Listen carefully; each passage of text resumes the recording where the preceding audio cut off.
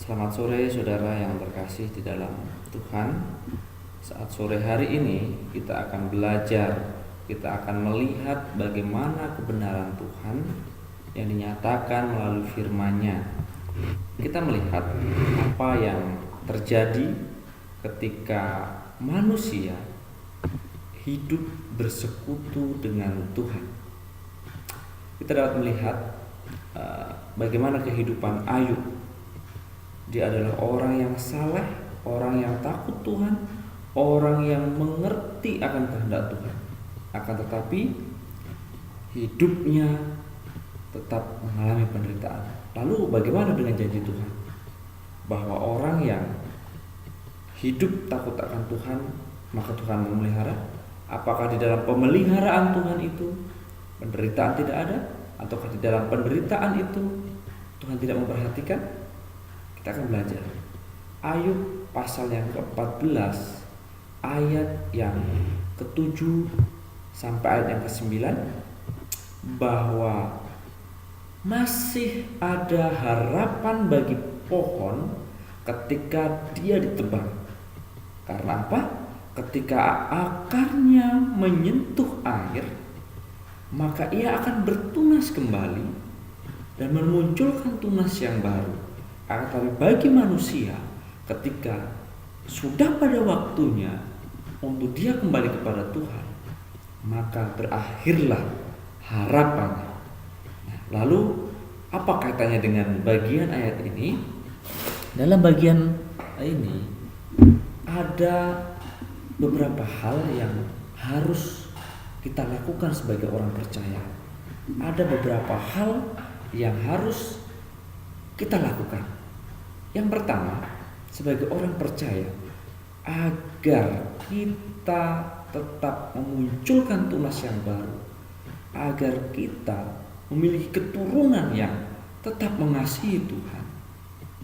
Yang pertama, kita harus belajar dari 4 binatang yang pada dasarnya adalah binatang yang lemah, tetapi justru kita harus belajar daripadanya. Semut yang tidak memiliki pemimpin, tetapi dia mengumpulkan makanannya di waktu musim panas. Pelanduk, binatang yang lemah, tetapi dia mendirikan istananya di atas bukit batu.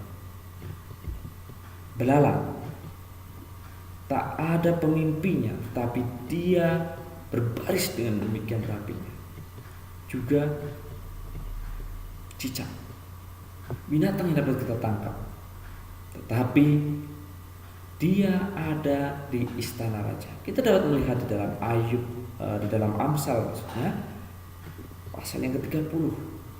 Di situ banyak sekali hal-hal yang harus kita pelajari sebagai orang percaya. Kenapa sampai orang harus belajar kepada binatang? Karena apa? Manusia yang sudah dikuasai atau sudah tercemar oleh dosa, inginannya hanya mementingkan diri sendiri.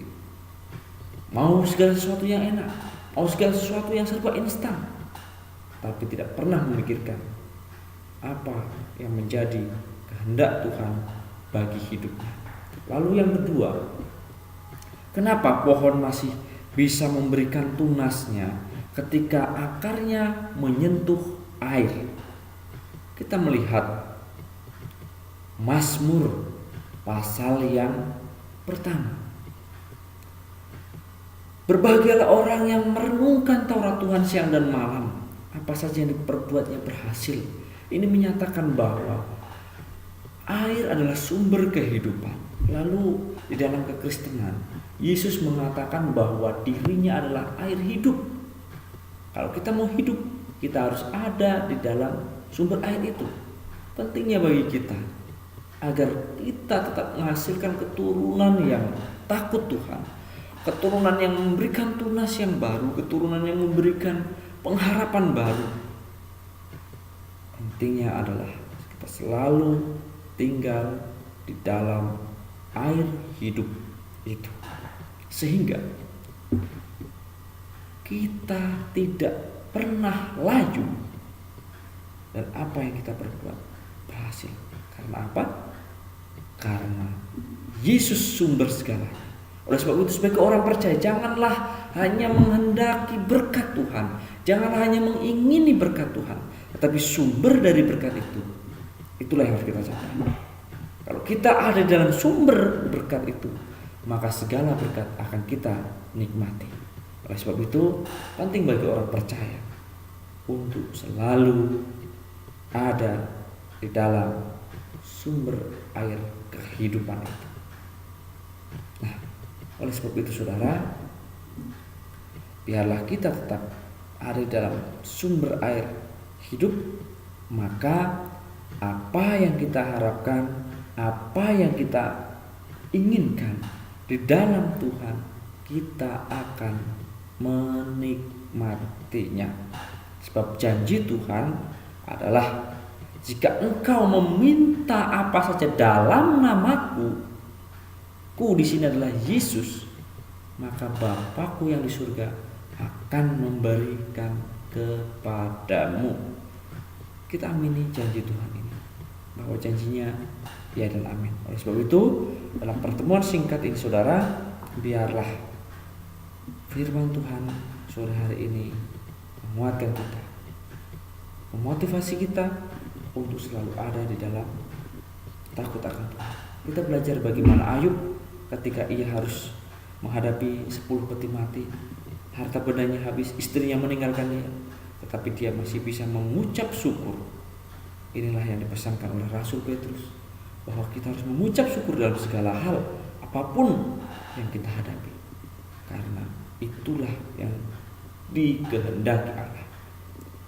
Syarat menjadi pengikut Tuhan, syarat menjadi orang percaya, pikul salib, mengikut Dia, hidup di dalam Dia. Amin.